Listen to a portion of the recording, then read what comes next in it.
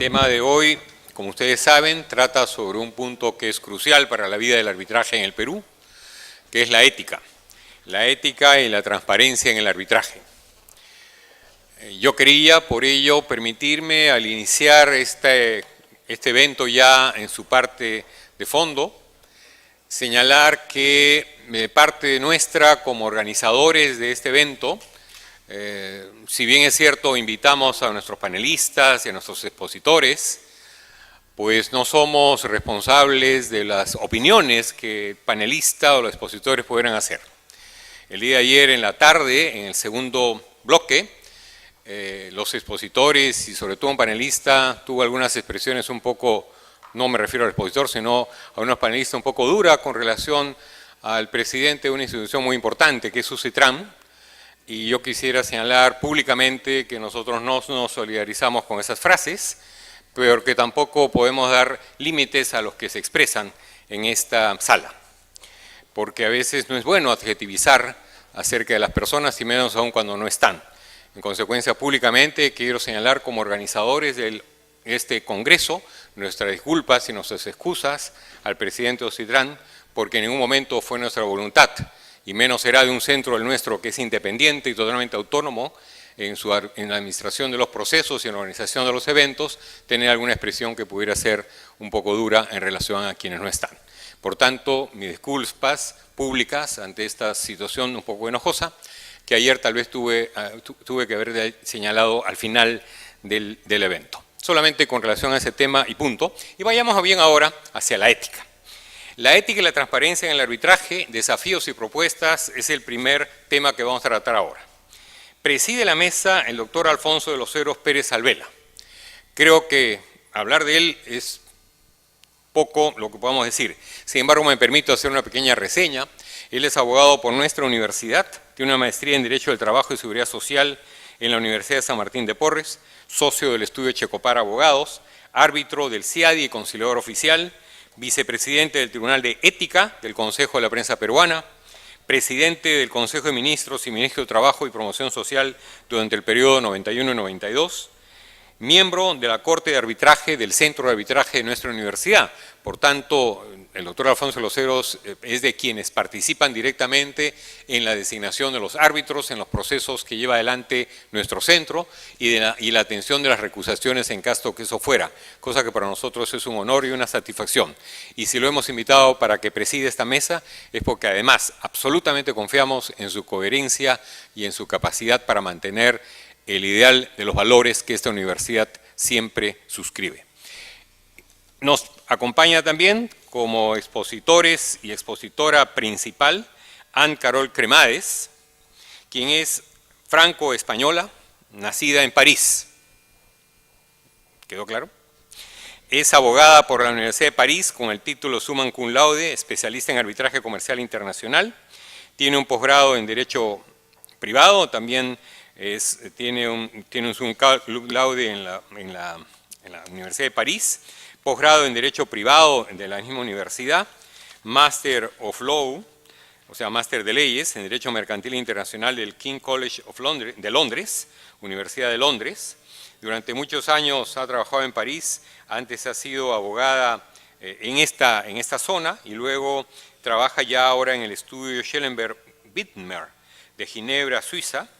Es miembro de la Barra de París, del Club Español de Arbitraje, de la Asociación Suiza de Arbitraje, del Centro Internacional de Resolución de Conflictos de la Young International, coordinadora del Diccionario de Arbitraje que está pronto a ser editado y publicado por las ediciones Palestra que dirige Mario Castillo y que nosotros auspiciamos con mucho entusiasmo, y es codirectora del libro de arbitraje comercial internacional en Europa, que también será un tomo que pronto estará a disposición de nosotros dentro de dicha colección. Adicionalmente, quisiera mencionar que Anne Carol hoy día cordialmente ha aceptado, y cosa que es una satisfacción para nosotros, ser miembro del panel de árbitros internacionales de nuestro centro, lo cual nos trae una grata satisfacción.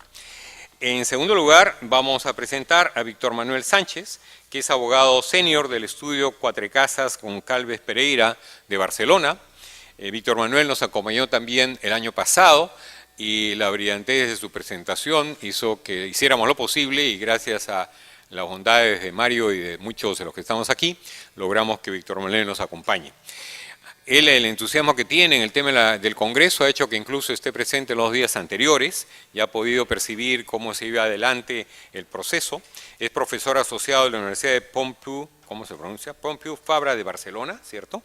Coordinador del Club Español de Arbitraje y además ya desde el año pasado es miembro del panel de árbitros internacionales de nuestro centro. También nos acompaña el doctor Lorenzo Solesi, y digo doctor con propiedad porque es doctor en Derecho por nuestra universidad, además de ser profesor principal del Departamento de Derecho de nuestra Casa de Estudios, miembro del número de la Academia Peruana de Derecho, presidente del Centro de Investigación de Derecho Procesal y Comparado del Perú, director actualmente de la Oficina de Formación Continua de la Universidad Católica, coordinador de la Maestría en Derecho de la Propiedad Intelectual y de la Competencia de nuestra Casa de Estudios, ha sido decano de nuestra Facultad de Derecho y además también, y con satisfacción lo decimos, porque fue uno de los primeros árbitros que de buena fe aceptó ser árbitro de nuestro centro, de los primeros casos que llevamos adelante, miembro del panel de árbitros del Centro de Arbitraje de nuestra Casa de Estudios. También, bueno, ya con ello he terminado la presentación, ¿verdad? Bien, entonces, sin más, porque más bien a quienes toca hablar hoy es a nuestro distinguido panel y nuestros distinguidos expositores, dejo en la palabra a nuestro presidente de este panel, el doctor Alfonso de los Heros. Alfonso, tienes la palabra. Muchas gracias. Muy buenas noches. Vamos a iniciar ahora el tratamiento de un tema que es eje básico fundamental en el arbitraje, que es los estándares éticos de conducta que deben observarse en los arbitrajes.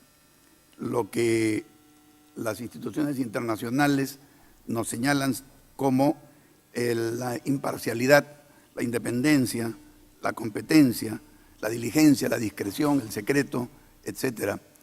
Y para tratar estos temas ya han sido presentados los miembros de la mesa, así que voy a pasar sin más a darle el uso de la palabra a Víctor Manuel Sánchez.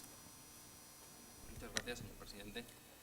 Yo, en primer lugar, quiero agradecer la invitación en mi nombre y en el de mi despacho, Jorge Casas González Pereira, al doctor Mario Castillo y al doctor César Guzmán Barrón, y hacerlo extensivo a todos los miembros del Centro de Análisis y de Resolución de Conflictos de la Universidad. La verdad es que es un honor y estoy muy contento de estar aquí con todos ustedes. Bien, a nivel internacional existe consenso en que la bondad del arbitraje reside en su capacidad de generar laudos imparciales. Y los laudos imparciales no son más que necesariamente la plasmación de una labor de árbitros y también de las instituciones arbitrales revestida de ética y de transparencia. ¿Cuáles son estos deberes éticos principales? Sin ningún género de dudas a nivel internacional, lo comentaba anteriormente el presidente, son la independencia e imparcialidad de los árbitros. Después veremos también que existen deberes éticos de los abogados, pero existe el brocardo de que un arbitraje es lo bueno que sean los árbitros y por ello deben revestir su actividad de ética y de transparencia. Más allá del valor intrínseco que tiene la ética como valor en sí mismo, estamos plenamente convencidos desde el Club Español del Arbitraje en que es un elemento que garantiza la supervivencia del arbitraje. No nos encontramos ante un juego de tracto único, es un juego de tracto sucesivo. Es decir, aquellos participantes y agentes en el mercado que observen que los árbitros no actúen con independencia e imparcialidad, no volverán a someterse, salvo que sea obligatorio para ellos. En ocasiones veremos que optarán por invertir en otros países si observan que en un determinado país no existe un estándar de ética e imparcialidad adecuado. Por otra parte, debemos tener en cuenta también, y esto lo digo como abogado asesor de parte, que cuando observamos una actuación ética, imparcial e independiente de los árbitros, recomendamos a nuestros clientes que han perdido que cumplan voluntariamente. Es decir, se cumple voluntariamente y por tanto se evitan los costes de ejecución cuando se observa nuevamente un estándar de actuación ético por parte de los árbitros. Y en nuestro sector, al menos estoy hablando del ámbito jurídico español, competimos con el Poder Judicial. El Poder Judicial en el que la independencia es un valor absoluto. Es decir, la independencia de los jueces tienen otros defectos, pero son independientes. Con lo cual, la ética debe darse por sentado. Es decir, tenemos otras ventajas, explotémosla, pero tenemos que lograr que los árbitros actúen de forma ética. Insisto que los valores éticos principales son independencia e imparcialidad. La normativa internacional se refiere a ambos conceptos de forma profusa, pero ninguna de ellas define lo que es independencia y lo que es imparcialidad, con lo cual voy a dedicar un minuto a clarificar estos términos según lo ha entendido la jurisprudencia española y europea. Independencia se refiere al caso concreto que el árbitro va a juzgar y consiste en que no existen ningún tipo de vínculos entre árbitros y partes, entre árbitros y abogados que puedan influir en el laudo. Se trata de una cuestión de hecho. ¿Existen o no existen relaciones entre ellos? Por su parte, la imparcialidad consiste en que el juzgador no está predispuesto a favor de ninguna de las partes. Se trata de una actitud o estado mental, con lo cual mucho más difícil de acreditar. Observamos, por tanto, que numerosos reglamentos, por ejemplo, de la Cámara de Comercio Internacional, no exige a los árbitros imparcialidad, únicamente exige independencia. ¿Por qué? La imparcialidad, si bien es la otra cara de la moneda, es muy difícil de acreditar. La independencia no lo es tanto. Existe una tensión inherente en el arbitraje a las exigencias de independencia e imparcialidad, por un lado, y a la tendencia que los árbitros tengan algún tipo de relación con las partes y con los árbitros y el resto de abogados. ¿Por qué? En primer lugar, y una de las circunstancias principales es que las partes tienen un rol muy relevante a la hora de escoger su coárbitro. La gran mayoría de normativa europea prevé que en paneles de 3 árbitros sea una de las partes quien escoja a su árbitro. Por lo general, y me incluyo, todos escogeremos gente en la que confiamos. Presumimos que son independientes, pero escogemos un perfil que nos convenza. Es humano, es natural y defendemos los intereses de nuestra parte. En segundo lugar, el pool de candidatos suele ser reducido. Lidiamos con arbitrajes de temas complejos y en estos temas hay pocos árbitros que tengan la competencia necesaria para resolver un tema adecuadamente, con lo cual es normal que se repitan distintos árbitros en distintos paneles y que incluso el abogado de parte haya compartido panel con otros árbitros. Tercer factor que en Europa es muy relevante y está generando cambios en la estructura del entorno arbitral: la pertenencia de muchos árbitros a despachos colectivos que tienen multitud de casos distintos, y puede ser que en el pasado la parte que el árbitro va a tener como instante haya sido su cliente y a la inversa. Es decir, es frecuente que haya coincidencia. Y todo ello unido a los que en los países de tradición latina tenemos la tendencia a considerar que el árbitro es un mandatario. Y es una tendencia que es un mandatario del cliente que lo selecciona. Ello se tiene que regular. Es decir, debe haber una regulación que lidie con los problemas de independencia e imparcialidad. A nivel internacional tenemos la gran mayoría de jurisdicciones, entre las que se cuenta la española y la peruana, que siguen el modelo de la ley modelo uncitral.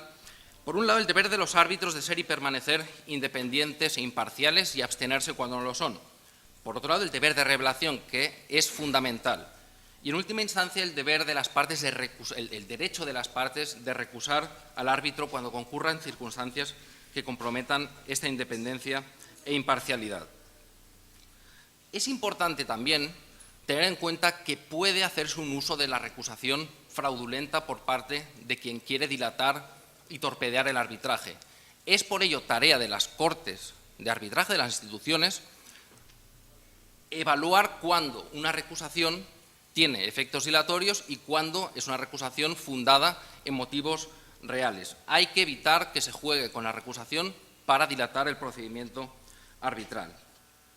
Pues bien, esta triple regulación establece el deber de abstención, deber de revelación y derecho a la recusación, pero no identifica qué supuestos deben incluirse en cada uno de ellos. Desde el Club Español del Arbitraje hemos establecido una serie de recomendaciones para dotar de contenido precisamente a cada uno de estos 3 circunstancias o factores y dotar de cierta certidumbre a los agentes de mercado, que en última instancia es lo que pretendemos. Si bien es cierto que se trata de recomendaciones, estamos proponiendo que se incorporen, dotarlos de carácter obligatorio, incorporando una referencia en el convenio arbitral. Y hemos percibido en el mercado español que últimamente ya existen pactos de las partes en virtud de los cuales ya no es recomendación, sino que tienen carácter obligatorio. La propuesta se asienta sobre todo en el papel de los árbitros, es decir, se le da a los árbitros la responsabilidad de evaluar cuándo existen estas circunstancias. Confiamos más en los árbitros que en los abogados de parte. ¿Por qué? Los abogados de parte, en última instancia, pueden estar más metidos en el caso y movidos más por el interés personal. La comunidad arbitral, los árbitros que conocen sus circunstancias, tienen más capacidad para evaluar cuándo deben abstenerse, cuándo deben revelar y cuándo no deben hacerlo. ¿Cuáles son las circunstancias que recomendamos de abstención en relación de los árbitros con las partes? En primer lugar, hay algunas de ellas evidentes, pasaré muy rápido, cuando existe identidad entre una de las partes y el candidato.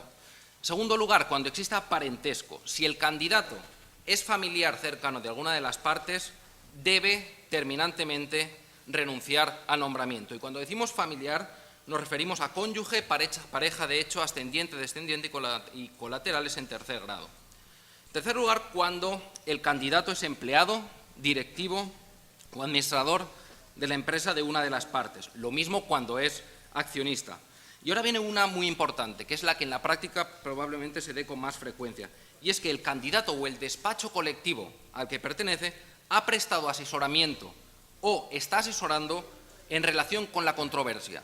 En estos casos recomendamos terminantemente que se abstenga de formar parte del tribunal arbitral motu propio, sin necesidad de que sea recusado directamente. No revelas, renuncias. Lo mismo respecto a las circunstancias de abstención en relación con los abogados. Cuando el candidato a árbitro trabaja o es socio del despacho de cualquiera de los abogados, debe renunciar. No es admisible que forme parte del panel del tribunal arbitral. Circunstancias de revelación. Esto eran circunstancias de abstención. Circunstancias de revelación. La persona debe revelar todas las circunstancias que pueden suscitar dudas justificadas. Fíjense que cuando revela está asumiendo que es independiente, pero aún así debe ser consciente de que hay circunstancias que pueden suscitar dudas justificadas respecto a su imparcialidad. Se trata de un principio fundamental en el arbitraje, nacional e internacional. ¿Por qué?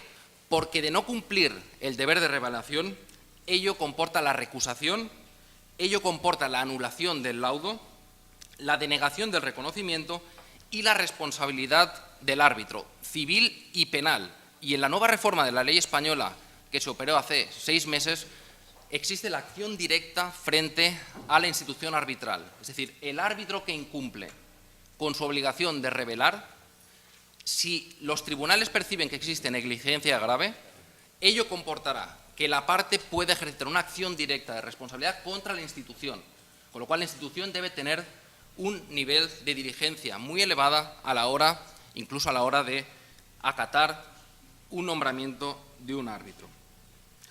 Fíjense incluso que en aquellas leyes normativas nacionales en las que no se prevé expresamente la falta de revelación como motivo de nulidad, encontraría cobijo en el perjuicio de los derechos de defensa. ¿Por qué?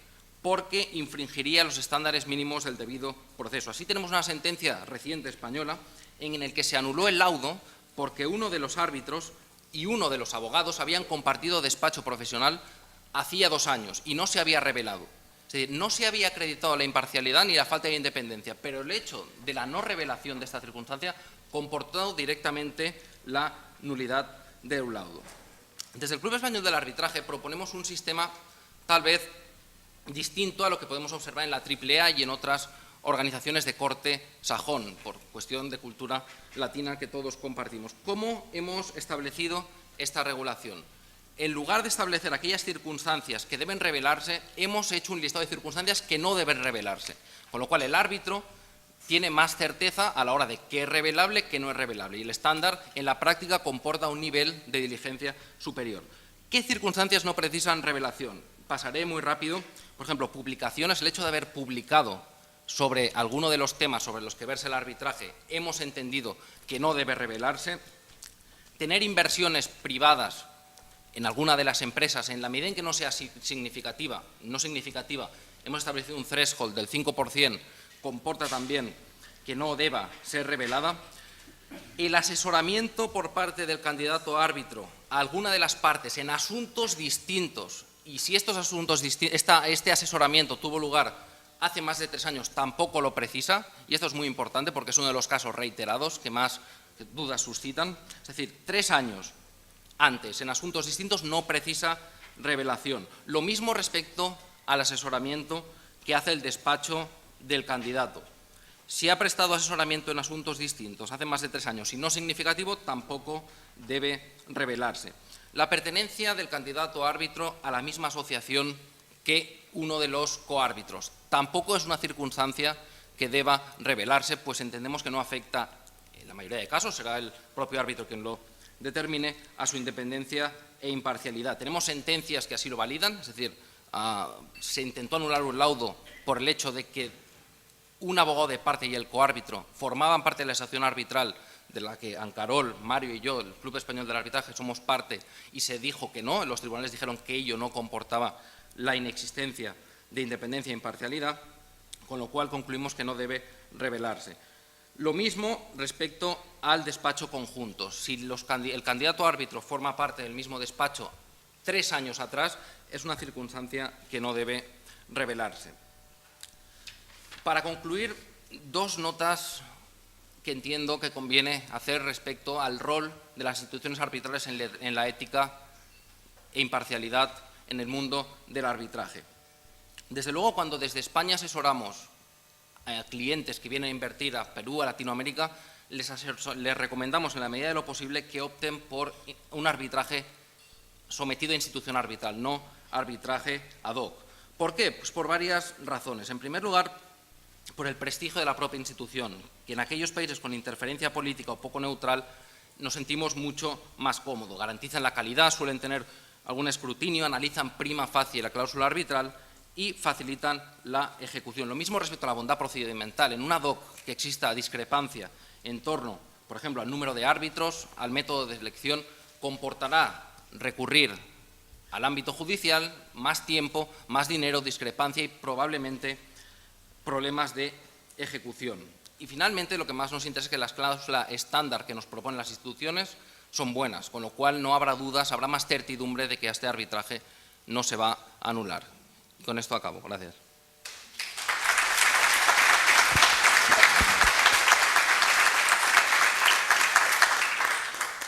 Muchas gracias, doctor Sánchez. Ahora le uso la palabra a Ancarol Cremades. Muchas gracias, presidente. Víctor Manuel se ha centrado sobre la importancia del deber de independencia e imparcialidad de los árbitros y sobre las recomendaciones del CEA y de la IVA sobre el deber de abstención y de revelación. Sin embargo, una cosa es la teoría y otra es la práctica. La efectividad del deber de independencia e imparcialidad y del deber correlativo de revelación depende, en primer lugar, de la ética personal de cada árbitro. Pero para que estos principios no se queden simples votos piadosos, hay que ver cómo en la práctica se controla y se sanciona la falta de independencia y la falta de revelación de hechos que hubieran debido ser revelados. Es el carácter estricto de este control y de la sanción que garantiza el cumplimiento efectivo de estos deberes. Y el papel de los centros de arbitraje y sobre todo de la jurisprudencia es, por lo tanto, fundamental. En una primera parte analizaré algunas sentencias dictadas recientemente en Francia. Sin ningún chauvinismo se puede decir que el derecho francés, bueno, la jurisprudencia francesa, tiene una larga tradición pro arbitraje desde los años 20 y ha elaborado uno de los derechos más liberales del mundo. Sin embargo, aún siendo tan liberal, o a lo mejor precisamente porque es tan liberal, la jurisprudencia francesa se ha vuelto muy estricta respecto al cumplimiento del deber de revelación. En cuanto al deber de imparcialidad, evocaré en una segunda parte una propuesta que se ha hecho recientemente como solución práctica pero drástica para asegurar el cumplimiento efectivo del deber de revelación. Primero, en cuanto a la jurisprudencia francesa. Hay 2 sentencias del 2010 que han anulado laudos porque el árbitro había revelado haber sido nombrado varias veces por el grupo de sociedades al que pertenecía la demandante, pero sin especificar el número exacto de veces. Resultó que en un caso había sido nombrado 35 veces y en el otro caso el árbitro había sido nombrado 50 veces. La Corte de Casación francesa, 35 y 50 veces. Son 2 árbitros distintos, pero circunstancias muy similares. La Corte de Casación francesa anuló los laudos considerando que la frecuencia del nombramiento había creado un flujo de negocios entre el árbitro y el grupo de sociedades que hubiera tenido que ser revelado y para poder permitir a la otra parte ejercer el derecho de recusación en pleno conocimiento de causa. Algunas sentencias han ido aún más lejos porque han anulado laudos por incumplimiento del deber de revelación, aun cuando era obvio que en realidad los hechos no revelados no afectaban la independencia o la imparcialidad del árbitro, pero como podían dar lugar a una duda justificada, hubieran debido ser revelados y al no serlo se anuló el laudo. Entonces, la jurisprudencia francesa confiere más importancia al cumplimiento del deber de revelación que a la realidad de la independencia o imparcialidad, lo que, en cierta forma, puede facilitar el control de los tribunales porque la independencia y la imparcialidad son subjetivas, mientras que la revelación es un hecho objetivo. Entonces, por ejemplo, una sentencia de la Corte de París del 2011 ha anulado un laudo porque uno de los árbitros, que era catedrático, había omitido revelar que en los últimos que 10 años atrás había sido off-counsel de un bufete en el que trabajaba la abogada que asesoraba a una de las partes y que desde entonces, desde el 2000, había sido consultado un par de veces. Entonces, se anuló porque no había revelado esto. Y es interesante ver que en esta sentencia se anula un laudo por falta de revelación de una relación mucho más lejana de lo que prevé la lista naranja de la IVA. La lista naranja prevé que hay que revelar cuando el árbitro ha sido socio de uno de los abogados en los últimos 3 años. En este caso habían pasado mucho más de 3 años. El árbitro y el abogado nunca habían sido socios, puesto que uno había sido off-counsel y la otra era simple asociada del bufete y no era socia, sino era asociada y llevaba el caso en su nombre propio y no en el nombre del bufete. Y sobre todo nunca habían coincidido en el mismo tiempo en el bufete. Pero, sin embargo, se anuló el laudo por falta de revelación. Otro caso del 2009 ha ido aún más lejos. La Corte de París anuló un laudo por falta de revelación por el árbitro de hechos que él desconocía personalmente, pero que eran relativos a su bufete y que fueron descubiertos pocos días antes de que se dictara el laudo o incluso después. El árbitro, en este caso, era miembro de un bufete internacional de los que comentabas, con más de 2.000 abogados en el mundo entero, y se descubrió que durante algunos meses de los 5 años que había durado el procedimiento, el bufete había asesorado a una sociedad que había resultado ser durante unos meses ni siquiera la matriz, sino la abuela de la demandante. Se descubrió también que la oficina de Pekín había asesorado durante pocos meses a un joint venture del que la demandante era parte por unos honorarios de $17.000. Y se descubrió que una filial de la demandante que tenía un nombre totalmente distinto al de la demandante y que fue adquirida durante el arbitraje había sido asesorada por la oficina de París por $30.000, euros. O sea, en estos casos, no solo el árbitro no había trabajado personalmente en estos casos, sino que desconocía completamente estos vínculos y los honorarios facturados eran mínimos en relación con la facturación mundial del despacho. Así que no se puede decir que no había independencia del árbitro. Y de hecho no había la menor duda que el árbitro fuera perfectamente imparcial e independiente, pero sin embargo se anuló el laudo. Y es verdad que me parece que esta sentencia ha ido demasiado lejos porque considera que la ignorancia de estos hechos no es una excusa. Entonces, en práctica, somete a los árbitros a una obligación de constantemente indagar cada semana, cada día, las reestructuraciones capitalísticas de las partes al arbitraje, de sus matrices, de sus filiales en el mundo entero. Entonces, esta decisión ha sido anulada por la Corte de Casación francesa por un motivo puramente procesal, así que la Corte de Casación no ha podido tomar partido al respecto. Pero una nueva decisión se está esperando de otra Corte de Apelación que está a punto de ser dictada y desgraciadamente todavía no lo ha sido, o sea que no les puedo decir, pero que se está esperando con gran ansia por toda la comunidad arbitral francesa y europea, porque París es un centro, es una sede común de arbitraje en Europa.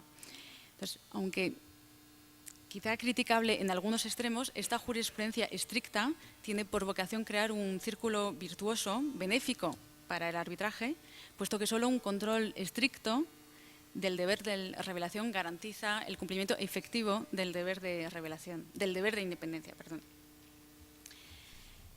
En cuanto al deber de imparcialidad, quería abordar en una segunda parte una propuesta que se ha hecho recientemente el año pasado por Jan Paulson, que es un eminente abogado y árbitro internacional, que ha propuesto en la conferencia inaugural que dio para su nueva cátedra en Miami, propuso abandonar el mecanismo tradicional de nombramiento de los árbitros, en el cual cada parte nombra a un árbitro y después el presidente está nombrado o por esos dos árbitros o bien por una institución arbitral, y adoptar en cambio un mecanismo más neutro de nombramiento de los árbitros por una autoridad nominadora, por ejemplo, una institución arbitral.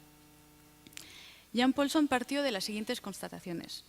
No existe un derecho fundamental a nombrar a su árbitro, sino a tener confianza en el tribunal en general. Y la base del arbitraje es la confianza de las dos partes en el tribunal arbitral, y es poco probable a priori que una parte tenga confianza en el árbitro nombrado por la otra parte. Se sabe también que la casi totalidad de las opiniones disidentes, más del 95%, han sido escritas por el abogado, por el árbitro nombrado por la parte perdedora, lo que mostraría que los árbitros tienen tendencias a suscribir a las tesis de la parte que lo han nombrado y a actuar como superabogado. Y es cierto que si se le pregunta a una parte si está dispuesta a renunciar a la posibilidad de nombrar a un árbitro, hay probabilidades que digan que no. Pero si se formula de otra manera la pregunta, si se le pregunta si le interesa impedir a la otra parte nombrar a un árbitro que pueda resultar parcial, entonces sí que la respuesta sería positiva. Entonces, Jan Paulson concluye que el nombramiento unilateral de árbitros es contrario al principio fundamental de confianza en el tribunal arbitral. En cambio, si los árbitros son nombrados o bien conjuntamente por las partes o bien los tres por una institución arbitral, cada árbitro está investido de la misma confianza, de la misma legitimidad y de la misma autoridad moral. Una solución intermedia, que también se ha podido evocar, consistiría en otorgar un cierto control a las partes dentro del proceso de nombramiento por la institución, como por ejemplo existe en el Centro de Arbitraje de Holanda. En este caso, el centro prepara una lista de posibles candidatos, 3 en caso de un árbitro único o 9 en caso de un tribunal de 3 árbitros, y cada parte puede suprimir los nombres que no le convienen y después indicar el orden de preferencia de los candidatos restantes. Y el centro elige en función de las respuestas de las partes. Pero lo que es importante es que ninguna de las partes sabe lo que ha contestado la otra. Entonces, este sistema tiene la ventaja que las partes tienen un rol, participan a la constitución del tribunal, sin que el nombramiento de ninguna de las partes, de ninguno de los árbitros, esté vinculado directamente a una de las partes. Entonces, ¿qué se puede pensar de esta propuesta que se está debatiendo ahora en Europa?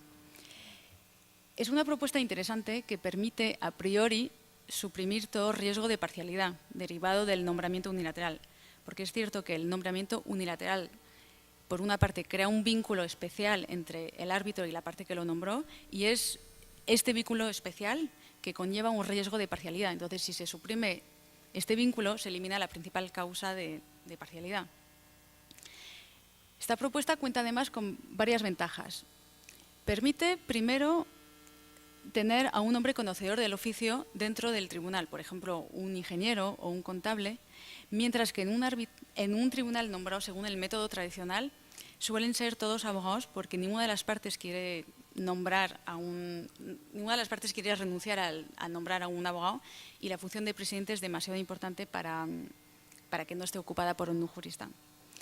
Segunda ventaja, existe una mayor colegialidad entre los árbitros que conduce a un laudo de mayor calidad, mientras que en un tribunal nombrado unilateralmente por las partes, tiende a ocasionar negociaciones o concesiones mutuas entre los árbitros que no se dan cuando los 3 árbitros están nombrados por la institución. Tercera ventaja, el nombramiento por una institución permitiría quizá una diversificación de los árbitros, mientras que los árbitros nombrados por las partes, bueno, más bien por sus abogados, tienden desgraciadamente a ser muchas veces siempre los mismos. Pero no obstante estas ventajas, me parece, sin embargo, que es importante que las partes mantengan un cierto control sobre la constitución del tribunal para estar seguras de tener buenos árbitros. Pero lo que entiendo por buenos árbitros no es un árbitro que va a defender la posición de quien lo ha nombrado, sino unos árbitros serios, trabajadores, que como mucho van a asegurarse que la posición de la parte que lo han nombrado ha sido escuchada, tomada en cuenta y debatida, nada más. Por otra parte, las partes suelen pasar mucho tiempo para escoger al presidente, mucho más tiempo de lo que pasaría seguramente la institución. Y hay un riesgo que un tribunal elegido por una institución sea menos consensual y menos satisfactorio para las partes que un tribunal a la constitución del cual han participado activamente. Pero, sobre todo, me parece que el problema de los árbitros parciales o partidarios no está necesariamente vinculado con el mecanismo del nombramiento unilateral. Es más bien un problema de mentalidad que de nombramiento. Las partes tienen que entender que ganan mucho más a nombrar a un árbitro totalmente imparcial que a un árbitro partidario que va a actuar como un superabogado. Nombrar a un árbitro que tiene fama de ser partidario es lo peor que se puede hacer, porque estará totalmente descreditado ante los otros dos árbitros y existe un riesgo que estos dos árbitros deliberen entre ellos sin tomar en cuenta el parecer del tercero. Para una parte convencida de ganar, sería una locura nombrar a un árbitro reconocido como parcial, sería tirarse una bala en el pie. Y para alguien que no tiene un caso tan bueno, más le vale nombrar a un buen abogado que a un árbitro partidario que solamente le puede perjudicar.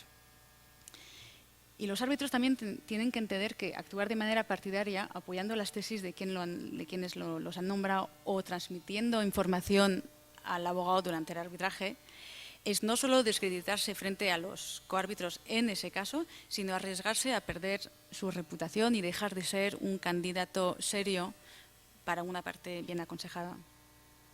Así que el problema de falta de imparcialidad me parece que es un problema más de mentalidad que de nombramiento y es perfectamente posible para un árbitro nombrado unilateralmente por una parte ser totalmente imparcial. Y la calidad del arbitraje depende únicamente de la calidad de los árbitros mismos. Con eso termino. Muchas gracias.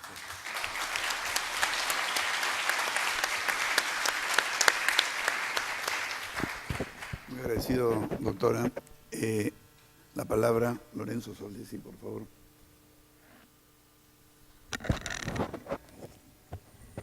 Bueno, la presentación que voy a hacer sobre la situación en el Perú está basada fundamentalmente en mi experiencia como árbitro por más de 20 años.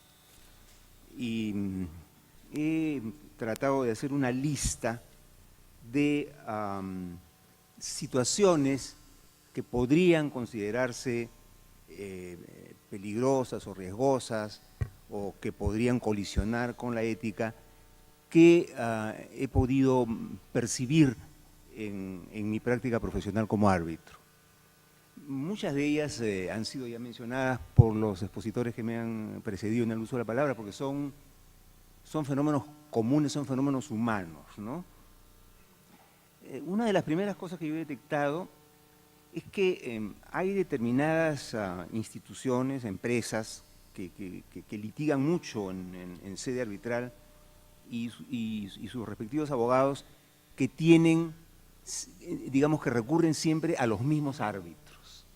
El caso que mencionaba la doctora de dos abogados que estuvieron en uno de ellos en 35 casos y otro en 50 casos, también se da en el Perú, ¿no es cierto? En el Perú yo he visto que hay abogados que son nombrados una y otra y otra y otra y otra vez por la misma empresa. Entonces, claro, hay en cierto modo, una relación de negocios. La empresa sabe que nombrar a ese abogado como árbitro es una buena inversión. Y el árbitro sabe que procurar que quien lo nombró gane, para él también es una buena inversión, porque así asegura que lo vuelvan a nombrar. O sea, este es un fenómeno que se da bastante, ¿ya?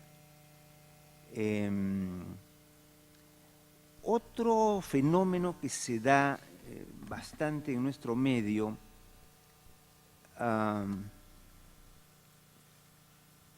es un tema que no se ha mencionado acá, y es que muchos árbitros son personas muy prominentes, son catedráticos muy importantes de una facultad de Derecho muy importante, o son miembros de un estudio de abogados muy importante, y ellos no tienen el tiempo suficiente para dedicarle al arbitraje. Entonces recurren a los abogados junior de sus estudios. Entonces a mí me ha tocado muchas veces reunirme con árbitros que me traen propuestas que ellos no las han redactado, que ni siquiera las han estudiado, sino que alguien de su estudio se las ha hecho. Bueno, eso a mí me parece particularmente grave, ¿no? Porque en realidad el nombramiento de un árbitro es intuito personae, o sea, lo nombran a él como árbitro por la confianza que le tienen, por la reputación que tiene, por lo que él puede saber de un área específica del derecho, pero no están nombrando a sus asistentes ni a sus colaboradores. En algunas normas que regulan la ética de los árbitros en determinados países o instituciones arbitrales, se impone el deber de revelación en estos casos. O sea, no se prohíbe que un abogado prominente o que un catedrático prominente se haga ayudar por sus asistentes, pero sí debe revelarlo. Él debe revelar, debe decir, miren, yo acepto ser árbitro en este caso, pero sí les manifiesto que yo me voy a hacer asistir por el doctor fulano, la doctora Mengana, etcétera, etcétera. Esa sería una manera transparente de hacer esto, que no se hace, que verdaderamente no se está haciendo, y muchos arbitrajes adolecen de este problema, ¿no? Que tanto las resoluciones que se van dando durante la tramitación del proceso como el laudo, incluso el laudo final, muchas veces no son hechos por los mismos árbitros. Es una cosa muy seria que hay que tener en cuenta, ¿no? Por ejemplo, las normas que mencionaba el doctor Guzmán Barrón, ahora que tuvimos una reunión al mediodía, que el Centro de Arbitraje de la Católica va a sacar referidas a la ética, creo que podrían incluir alguna norma en la cual se sugiriera o se dispusiera que los árbitros pueden tener asistentes de sus respectivos bufetes o de la Facultad de Derecho donde trabajan, siempre y cuando lo revelen y la otra parte esté de acuerdo. Eso sería muy importante.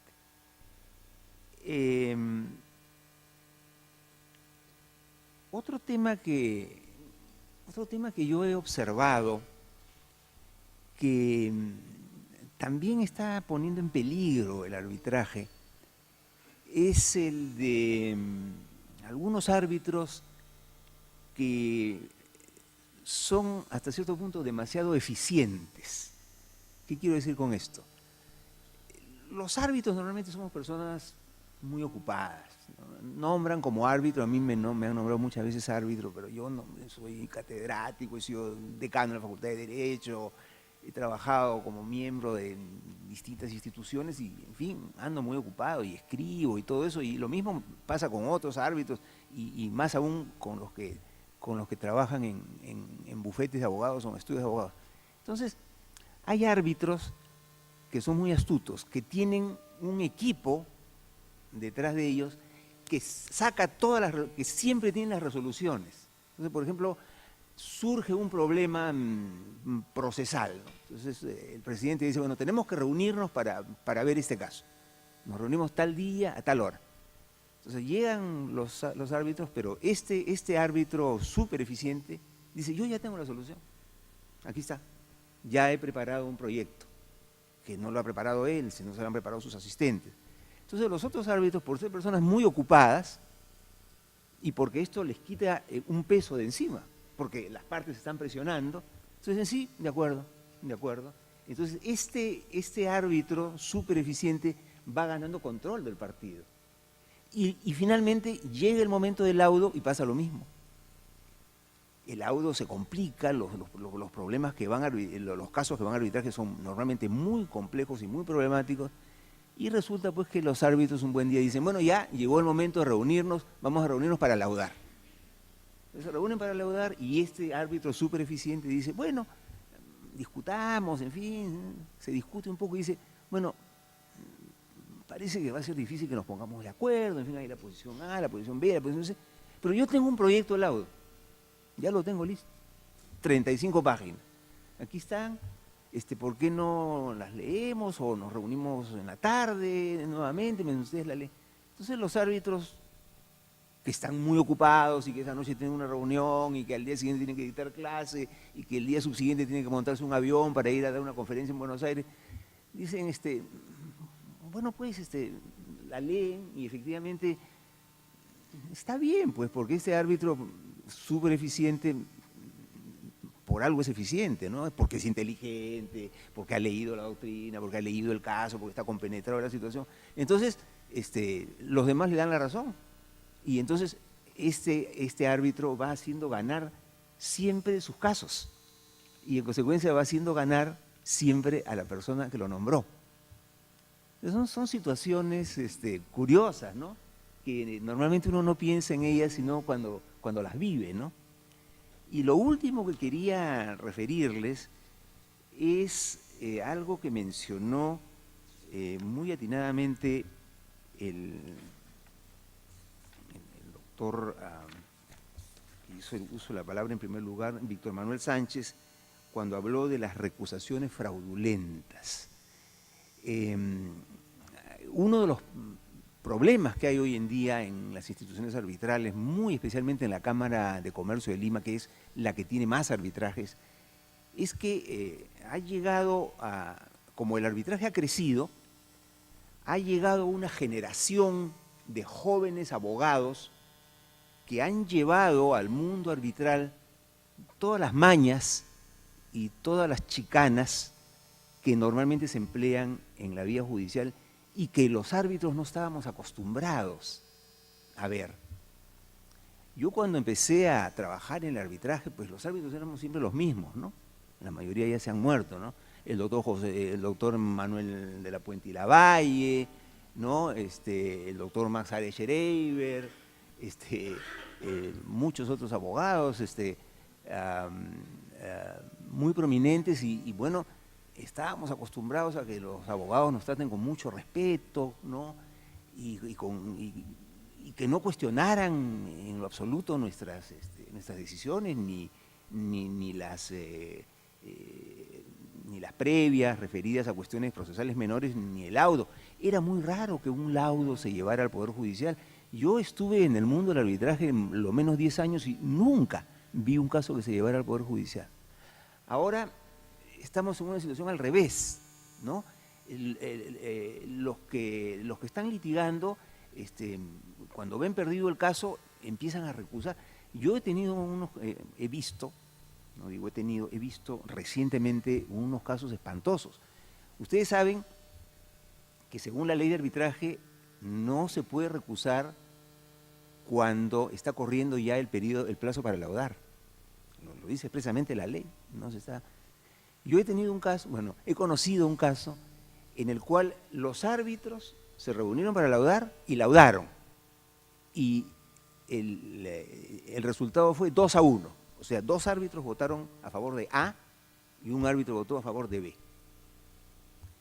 Y quedaron en redactar los que votaron en mayoría el laudo en el plazo de 10 días y el que votó en minoría en el plazo de 10 días. Teníamos todavía un techo de 30 días por delante. Entonces, redactando los laudos, recusan a un árbitro. Nos recusan a un árbitro por una causal que no tenía nada que ver. Lo recusan porque hacía muchos años él había defendido en lo penal a un funcionario de una entidad que era una de las partes, que además ya no era funcionario de esa entidad. Entonces decían, no, debió revelar que hace 10 años fue abogado en un caso criminal de un exfuncionario de esta entidad y por eso lo recusa. Y la institución arbitral tiene una reacción muy lenta. Tan lenta que ya pasó un año y hasta ahora no resuelven la recusación. Entonces, con eso ya detuvieron un juicio que lo habían perdido. Pero no contentos con eso, recusaron al árbitro que ellos habían nombrado. Cosa que además la ley le pone limitaciones, ¿no? La ley de arbitraje dice que uno puede recusar al árbitro que ha nombrado solamente si se entera a posteriori de su nombramiento y de la instalación del tribunal y del trabajo del tribunal, se entera, digo, de un hecho que afecte su independencia o imparcialidad. Esta persona se había olvidado de revelar que en el pasado había sido coárbitro con uno de los árbitros, que es uno de los casos que la IVA, en estas normas del año 2004, considera los de la luz verde, ¿no? O sea, ¿no? Considera que no amerita revelarse el caso de una situación de coarbitraje. Y porque además se ha dicho, lo han dicho los que me han precedido en el uso de la palabra, que en el mundo del arbitraje los árbitros a veces pertenecen a un grupo pequeño. Por ejemplo, en el mundo del derecho marítimo. En el mundo del derecho marítimo, casi todos los árbitros que trabajan en el derecho marítimo, yo uno de ellos, somos amigos, formamos parte de una asociación, vamos juntos a reuniones internacionales sobre derecho marítimo y en muchos juicios unos somos árbitros y otros abogados, y en otros los que son abogados ahora son árbitros y los que son árbitros son abogados. Y nunca he visto yo que eso haya significado un peligro para la independencia o la imparcialidad. Prueba de ello es que la mayoría de los arbitrajes en los que yo he participado de derecho marítimo, nunca el perdedor ha llevado el caso al Poder Judicial a pedir la anulación, ¿no? En cambio, en este caso que les estoy contando, esta persona que por filtración se enteró que había perdido, recusa a su propio árbitro, alegando que se había enterado que hacía no sé cuántos años había sido coárbitro de alguien y que al no haber revelado eso, denotaba falta de independencia y denotaba imparcialidad, lo cual verdaderamente, a mí personalmente me parece una exageración. Pero como esa no revelación se refería al tercer árbitro, ¿no? Porque al primero ya lo habían recusado, luego recusan al árbitro que ellos habían nominado y el otro que quedaba indemne había sido el que con este otro árbitro habían tenido un caso hacía años y ninguno de los dos lo había revelado en su momento. Entonces recusan al tercer árbitro, con lo cual un arbitraje en el cual se había laudado y una parte había ganado y una parte había perdido, la parte que ha perdido ha deshecho el tribunal y ahora están armando un nuevo tribunal donde seguramente van a ganar. Eso me parece una utilización perversa, ¿no? Una utilización perversa de la ética, ¿no? A favor de la no ética. O sea, estos abogados que vienen del Poder Judicial, que están acostumbrados a todo este tipo de juegos y de manejos y de artimañas, en nombre de la moral y de la ética, ¿no? Se tumban un laudo porque han perdido, generando ellos una situación más bien reñida con la moral y con la ética. Entonces, esto me hace pensar a mí que estos temas de revelación, a mí me hace temblar un poco esta corte francesa que nos ha referido la doctora, que con tanta liberalidad está anulando laudos por falta de revelación, porque inclusive en estas normas de la International Bar Association se dice que debe serse muy cauteloso en las normas que regulen las situaciones de revelación porque muchas veces se mencionan situaciones que no tienen nada que ver con la independencia y la imparcialidad. Yo recuerdo un artículo justamente del doctor Mario Castillo donde se burla un poco de esta regulación, ¿no?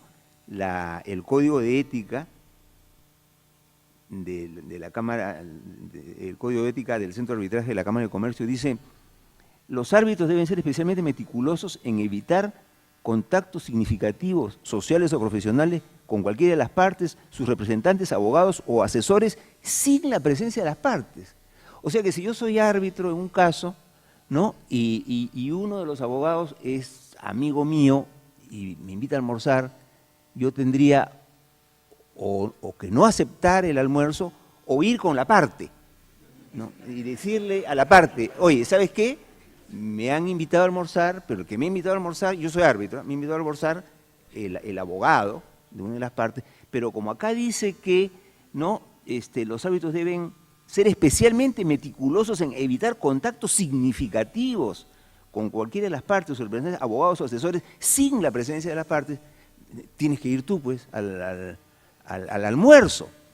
Entonces él va a decir, bueno, pero también que vaya la otra parte, para que esto sea, ¿no es cierto?, para que esto sea más transparente, vamos las dos partes del almuerzo. Entonces, no solamente es una situación ridícula, sino que le va a salir carísimo el almuerzo, ¿no?, a la persona que tuvo la idea de invitar a almorzar, y no tendría nada de particular. Yo fui árbitro, por ejemplo, de un caso muy, muy grande que hubo en Lima, y yo fui presidente del Tribunal Arbitral, y uno de los abogados de una de las partes era el doctor Javier de Belaúnde, que no solamente es mi amigo, sino que es mi compadre, padrino de mi segunda hija. Y yo me acuerdo que estaba yo una vez en Miraflores, en el restaurante Vivaldi, que ya no existe en Miraflores, hay otros Vivaldis, pero ninguno llegó a tener tan buen café como ese al que yo menciono, que quedaba en Ricardo Palma, ¿no? Estaba yo un sábado tomándome un café en el Vivaldi y el doctor Javier de Belaúnde salía de una ferretería que había ahí a 20 metros. Se había ido a comprar un taladro. No me pregunten para qué un abogado va a comprar un taladro, pero se había ido a comprar un taladro. Entonces salía con el taladro y me ve a mí sentado tomándome mi café en el Vivaldi y se sienta conmigo. Yo era presidente de un tribunal y él era abogado de una de las partes. Estuvimos sentados media hora y ni siquiera me preguntó cómo va el arbitraje. Lo cual es lógico entre personas decentes, entre personas honestas, entre personas honradas, es lógico. Con esta norma, yo iba a decirle, Javier, por favor, no te sientes a tomar café conmigo. No. Pero si quieres, déjame llamar, sacó mi celular, ¿no? Déjame llamar a las partes, ¿no? Porque tengo que cumplir. Entonces, tampoco seamos ingenuos, ¿no? Porque aquí en el Perú la gente es muy viva, como decimos, ¿no? Entonces, se agarran de estas cosas para tumbarse un arbitraje haciendo un uso indebido de la moral, o sea, haciendo un uso perverso de normas que se han dado para salvaguardar la moral del arbitraje, para ellos insertar una figura antiética y llenándose la boca diciendo que los árbitros están denotando una falta de transparencia y que se presume que, ¿no es cierto?, que no van a ser imparciales y que no van a ser independientes. Entonces, todas estas son las cosas que yo veo en el mundo del arbitraje y, en fin, ya creo que me pasé de los 10 minutos que me habían dado. Muchas gracias.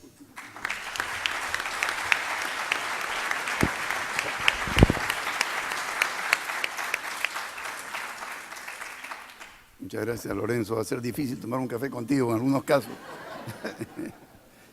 De acuerdo al programa, hay una estación de preguntas. No sé si han pasado papel, la han recogido. ¿O hay micros? Bueno, la persona que tenga el micro, si hay alguien que quiere hacer alguna pregunta. que el exceso en la revelación, o sea, revelar cosas que no tienen importancia muchas veces, puede poner en peligro la confianza de las partes en el proceso, porque crea una zozobra, una incertidumbre.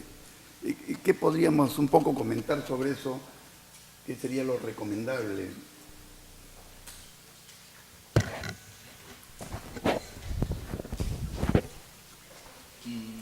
Desde el Club Español del Arbitraje y de conformidad con la experiencia que tenemos en España, somos bastante exigentes en cuanto al deber de revelación. O sea, creemos que es preferible, y los tribunales así también lo vienen exigiendo, a pecar por exceso que pecar por defecto. Y así tenemos una sentencia de la Audiencia Provincial que, aunque el hecho de que no se ha revelado, es decir, el hecho que no se ha revelado no comporta, es decir, no lleva causalmente asociada una falta de imparcialidad e independencia, comporta sobre la nulidad del laudo. Con lo cual, si los tribunales vienen estableciendo un estándar tan elevado, necesariamente los árbitros debe establecerse en los árbitros un deber de revelación exhaustivo, pese a que aparentemente no tenga relevancia. Quizás a sumo deber no tiene esta relevancia, pero sí que puede ser utilizado después con fines oportunistas. Es decir, tal y como está la jurisprudencia ahora, puede ser utilizada la falta de revelación de una circunstancia aparentemente inocua para anular un laudo en el cual no se haya acreditado la falta de imparcialidad. Este es, a mi modo de ver, tal y como está ahora la jurisprudencia española, aunque efectivamente existe el riesgo de que haya circunstancias que hagan perder la confianza. Pero si perdemos la confianza de las partes en el tribunal, desde luego que va a ser un proceso mucho más dificultoso, va a haber más reticencias a la hora de cumplir voluntariamente y probablemente nos veamos abocados a la ejecución forzosa de un laudo, recurrir al Poder Judicial, con lo que ello entraña en tiempo y costes. Gracias. ¿Sí? No, y lo que yo quisiera precisar es que la ley peruana no señala entre las causales de anulación de un laudo la falta de la revelación. De manera que la falta de revelación solamente abre el camino a la recusación, pero no se podría anular un laudo por falta de... Sí, doctor, en España tampoco. En España se ha acogido el motivo de la falta de debido proceso, la inexistencia de tutela judicial efectiva. No tenemos un motivo concreto que comporte la nulidad de un laudo por falta de deber de revelación, pero la práctica jurisprudencial ha fundado esta nulidad en que se ha incumplido el principio de igualdad de las partes, incluso el orden público. Es decir, es contrario al orden público no revelar una circunstancia que, insisto, después no se ha acreditado que comporte falta de independencia e imparcialidad, sino que el hecho incumplidor generador de responsabilidad es la falta de revelación en sí. Es decir, se le dota de esencialidad a esta falta de revelación y sin que exista un motivo concreto para radicar la nulidad, como usted bien dice. Sí, quizás también para el centro de arbitraje una sugerencia sería que, como los árbitros muchas veces no llevamos la cuenta de en tantos arbitrajes con quienes hemos sido coárbitros, pero sí el centro, que tiene una base de datos. Entonces sería interesante, por ejemplo, que el centro, cuando a uno lo nombran árbitro y uno acepta, que el centro pueda, estoy pensando un poco en voz alta y en borrador, ¿no? Que el centro pueda decirle a las partes, el doctor fundamental aceptado, pero nosotros como centro les alcanzamos la lista de los casos en los cuales el doctor ha sido coárbitro con alguno de los otros árbitros. O el centro podría alcanzarle eso al árbitro antes que él acepte. Y el árbitro, por ejemplo, a la hora de aceptar, decir yo acepto y revelo que en el pasado he sido coárbitro con fulano, porque realmente a veces uno se olvida. Contigo, por ejemplo, hemos sido árbitros, hemos sido coárbitros una vez. Sí. La frecuencia y no tomamos ningún café. Y la frecuencia de ser nombrado por la misma persona jurídica también. Eso es más grave. Que eso es más complicado, ¿no? Eso es más grave, el ser nombrado por la misma persona jurídica. Sí, bien, ya hay dos señoritas, de negro ellas creo, ¿no?, que tiene unos micros en la mano por si alguien desea participar, intervenir, preguntar, con todo gusto, ¿no? Acá hay una pregunta del doctor, hay una pregunta del señor. A ver, ¿dónde está? Aquí hay otra pregunta más. A ver, el doctor... ¿Tú dirás? ¿Tú estás? Adelante. Ya, ok, adelante. Gracias. Para Víctor Manuel, yo quería preguntarte, a la hora de informar, las legislaciones suelen distinguir entre aquello que tú informas, revelas y solicitas dispensa del tribunal, y otras situaciones, otras cuestiones respecto de las cuales no solicitas dispensa al tribunal, sino simplemente informas. Esto último suele servirle al árbitro para que más adelante la parte que toma conocimiento de eso que no había informado no lo utilice para recusarlo. Y lo otro es aquello que podría ser causal de recusación y que por lo tanto informa. En Europa suele suceder lo mismo, ¿verdad? La pregunta es cómo se manejan esos y dónde está la línea que diferencia una y otra cosa.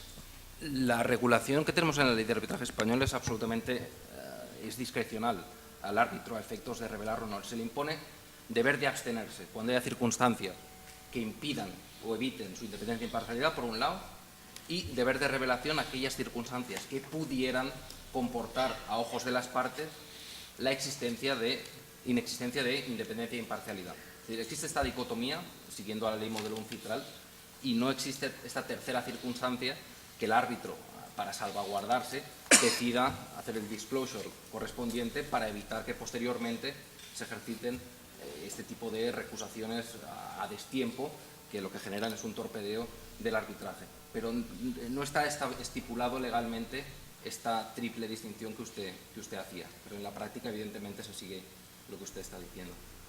Gracias. Gracias, muy amable. ¿Alguien más? Ahí, Alfredo. Ah, perdón. Buenas noches, doctor. Una consulta. Yo vengo de la ciudad de Cusco.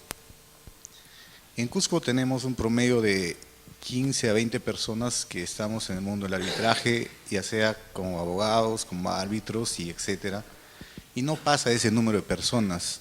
Si realmente nosotros aplicamos lo que dice el Código de Ética y lo que el doctor Lorenzo Solesi ha hecho claramente alusión, o sea, estaríamos llegando a un mundo de indefensión si todo el mundo va a recusar por hechos de revelación a los árbitros. ¿Cómo quedaría en nuestro caso, por ejemplo, que en un círculo tan pequeño todo el mundo quedaría mal en ese? ¿Cuál sería el escenario? En todo caso, una solución. Nosotros tenemos que ver algo que hacer, porque viene un municipio, o bien de abogado o árbitro, y la lista no pasa de 20 personas. ¿Qué haríamos?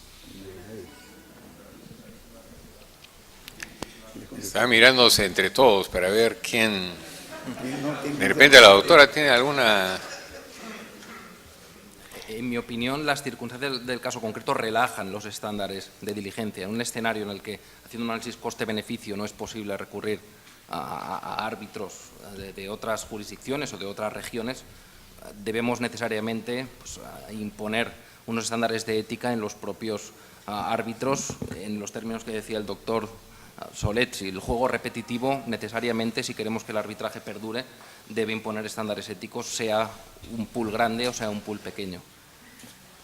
Es lo único que yo me atrevería a decirle en este caso.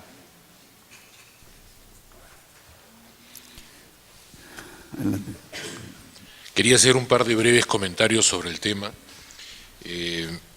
Por ejemplo, me ha ocurrido, como probablemente a varios, que me encuentro en un proceso arbitral como abogado y nombran la otra parte a un abogado con el que trabajan frecuentemente. Entonces, el abogado presenta su declaración y en la declaración está revelando que ha tenido pues tantos arbitrajes con la parte, con el estudio de abogados que lo ha nombrado. Entonces, en aquella ocasión tuvimos la diligencia de preguntarle, para que amplíe su declaración, en qué sentido había laudado en todos aquellos casos. Y tuvo que responder la verdad, el estudio ese había ganado en todos los casos. Pero el problema es que a pesar de la respuesta no lo pudimos recusar porque no era causal. O sea, ciertamente es un indicio, pero no es causal. Entonces, muy interesante la jurisprudencia que establece que esa frecuencia permite inferir que existe un flujo de negocio, porque esa jurisprudencia se convierte así en causal para recusación. Como en el Perú no hemos desarrollado esa jurisprudencia, no tenemos la causal y entonces ese árbitro se quedó. Por supuesto, perdimos el arbitraje. Ese es un ejemplo.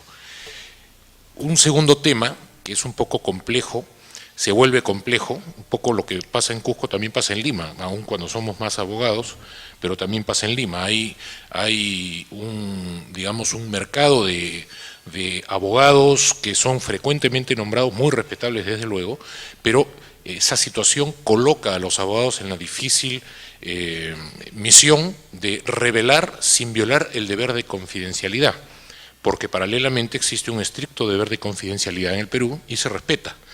Entonces, las revelaciones de abogados que frecuentemente participan como árbitros en arbitrajes son realmente graciosas, porque empiezan a describir los arbitrajes en los cuales han participado como árbitros o como abogados, y los lazos que han habido o imbricaciones que han habido con las personas que están en el nuevo arbitraje, pero no pueden revelar el nombre de las partes, se cuidan de no hacerlo, no pueden revelar el nombre no revelar la materia, en fin. Entonces se vuelve sumamente complejo poder describir los antecedentes que uno tiene si no puede hablar con claridad, y está prohibido hablar con claridad. Entonces habría que buscar eventualmente una forma de poder revelar con tranquilidad lo que uno ha hecho, por lo menos a las partes a las que están pidiendo esa revelación. Un par de comentarios. Un comentario aquí a la derecha abajo, la señorita de negro. Por si acaso ella es practicante de las secretarías arbitrales de nuestro centro. Va a ser exportada a España dentro de poco, les aviso. Yo quería hacerle una pregunta a usted, doctor Solesi. Retomando un poco la intervención anterior, estos casos de árbitros que frecuentemente son llamados por la misma parte y laudan en favor de la misma parte. ¿Qué opinaría usted acerca de que un centro de arbitraje pudiera ser transparente, pública, la información de el árbitro ha estado en estos casos, nombrado por estas partes y en este sentido y el laudo? Le comento esto porque he escuchado en alguna oportunidad gerentes legales de empresas que nos han dicho cómo quisiera saber qué árbitros han entrado, digamos, en este círculo de cuántos casos han llevado, de qué parte y en qué sentido han laudado, para que nosotros podamos, al momento de elegir a nuestros árbitros, digamos, tener eso en consideración, porque es una información que a veces no es pública, no suele ser pública. ¿Qué opina usted, doctor Solesi, sobre esto, como una manera en que un centro pueda de alguna forma manejar estas situaciones tan complicadas de ética? Sí, bueno, solo un pequeño paréntesis. Quien ha preguntado es la directora adjunta del centro, por eso habla de nosotros, y no sabe, y la pregunta va relacionada a una experiencia que ella comparte de nosotros en el centro. Síguenos. Sí, bueno, yo había sugerido precisamente que el centro pudiera alcanzarle, ¿no? Porque lo formulé primero en el sentido de alcanzarle a la parte, pero que creo que mejor sería que si a uno lo designan árbitro y uno acepta, haya un interregno en el cual el centro de arbitraje le haga saber a uno y le diga, bueno, usted, doctor, ha estado antes como en calidad de coárbitro con los doctores fulano, mengano, sutano, etc. De manera que este árbitro pueda eventualmente en una segunda carta reiterar su afirmación haciendo este disclosure en el sentido de que ha sido coárbitro con tales y cuales doctores. Eso no viola el deber de confidencialidad. Entonces, hasta ahí, eso sí se podría hacer. Lo que sí no se podría hacer es decir, en esos casos en que ha sido coárbitro con uno de los otros árbitros, quiénes fueron las partes y en qué sentido falló. Porque allí sí, como decía el doctor Ferrando, que es con quien hemos sido también árbitros en varios casos, y a veces él ha sido abogado y yo he sido árbitro, etcétera, etcétera. lo que decía el doctor Fernando es muy cierto, el deber de confidencialidad es muy serio. Tuvimos últimamente un arbitraje en el cual yo era el presidente y el doctor Fernando era abogado, y una de las partes se sentía en la necesidad de informarle, una de las partes era un club, y se sentía en la necesidad de informarle a sus asociados cómo iban dando el arbitraje. Entonces, en la página web del club y en los pizarrones que hay en el club iba informando. Entonces, una de las partes dijo, oiga, pero este está violando el deber de confidencialidad, y nosotros le hicimos una llamada de atención muy severa, y no sé si lo multamos, no me acuerdo. Pero entonces hay que establecer un balance, un equilibrio entre lo que sí se puede revelar, que lo puede revelar el árbitro al aceptar con la ayuda del centro, porque como repito, los árbitros, yo por ejemplo que soy básicamente profesor universitario y mi única secretaria es mi computadora, no llevo el control de 20 años de arbitrajes. Entonces el centro, a su turno el de la Católica o American Chamber of Commerce o la Cámara de Comercio, podría auxiliarme diciéndome en qué casos he sido coárbitro. Y yo podría entonces hacer mía esa información y agregarla a mi revelación. Pero donde nos encontramos con un escollo es en el momento en decir quién litigó contra quién y quién ganó y quién perdió, porque esas son cosas serias ya de confidencialidad. Una empresa puede tener interés en que no se sepa que litigó con otra y que perdió. Entonces, eso es bien delicado. Creo que no hay más preguntas. ¿Alguna otra pregunta? Sí. ¿Una última Acá. intervención? Hay dos. Dos. Creo que sean las últimas. Aquí hay otra, ¿no? Las dos últimas preguntas. Sara, por aquí está. Aquí había no, una que aquí también. yo primero le uso la palabra. La señora, la doctora que está acá. La pregunta es para el doctor Solesi sobre lo siguiente. Los dos árbitros de un tribunal de 3 faltaron al deber de declaración de decir que son cuñados desde hace más de 20 años. Y esto lo descubre una de las partes justo en la etapa para laudar, cuando ya está el plazo para laudar. La pregunta es, ¿estos árbitros faltaron a la ética? Y la segunda es, esos laudos que finalmente se hicieron porque la recusación se dio después de que estos señores laudaron, ¿esos laudos deberían ser válidos o deberían ser declarados nulos? Usted se está poniendo un caso hipotético, ¿no? ¿Habló de cuñado? Sí, es un caso real. Ah. Entonces yo quisiera que escuchar cuál es la opinión de los panelistas al respecto. Bueno, en general las relaciones de parentesco, la relación de parentesco con un cuñado es muy cercana y las normas existentes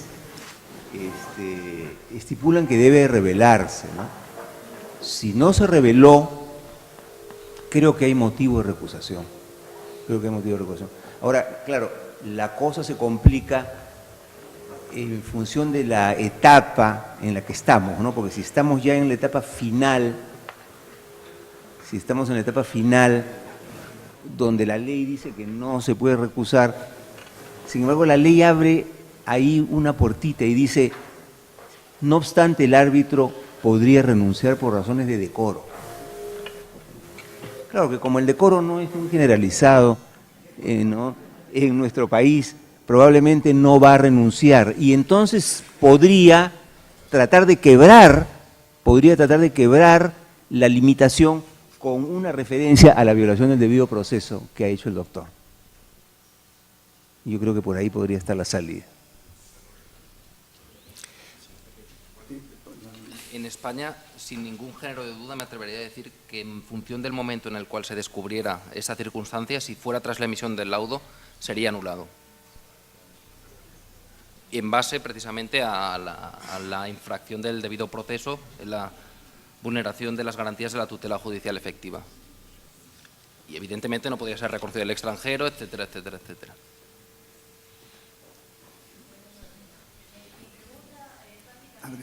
Creo que no está funcionando.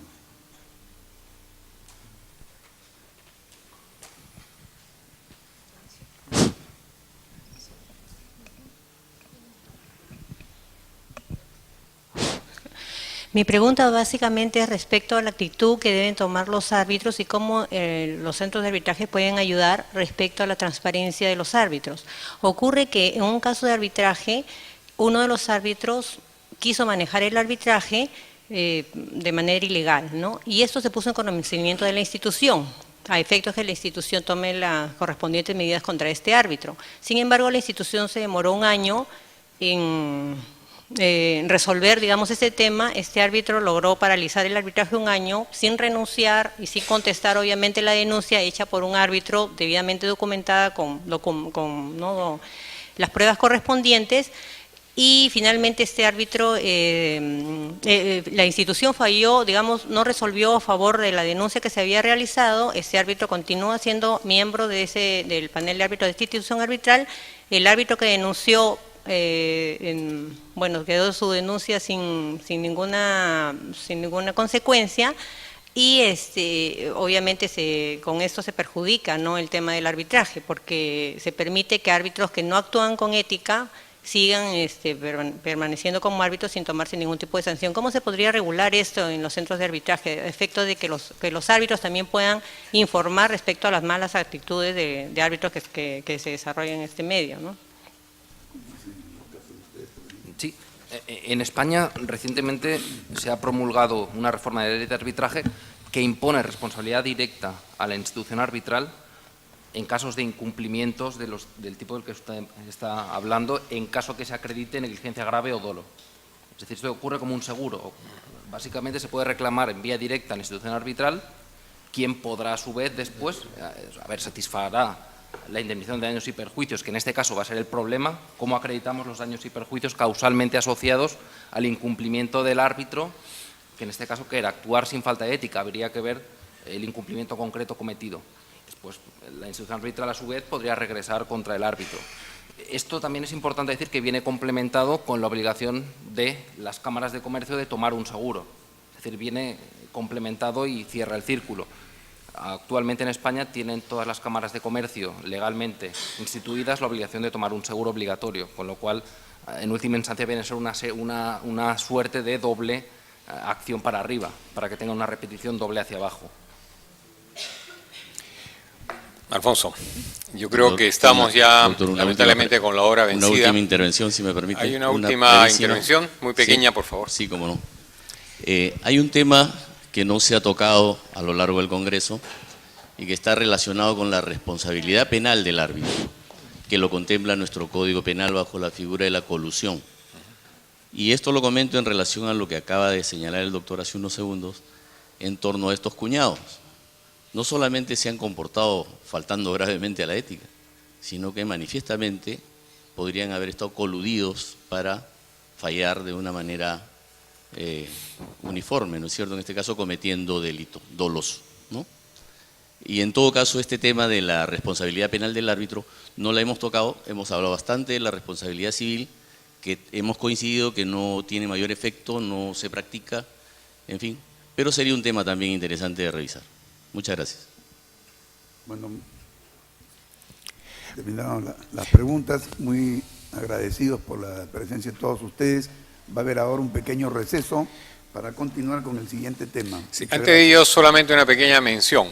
Quería aprovechar para señalarles que aquí en mis manos está el Código de Ética del Centro de Arbitraje de la Universidad Católica. Este código estamos poniéndolo a consideración de varias personas, entre ellos quienes están aquí presentes, antes de ser aprobado, de manera de incorporar todo lo que en este evento estemos escuchando de parte de ustedes y de parte de ellos. Y en segundo lugar, solamente una pequeña mención, Alfonso, y es que siempre hablamos de la ética de los árbitros en los centros de arbitraje. hablando de temas pendientes, sería muy interesante saber cómo funcionará la ética en los arbitrajes ad hoc. Nada más. Nos vemos en 10 minutos después de un cuarto intermedio.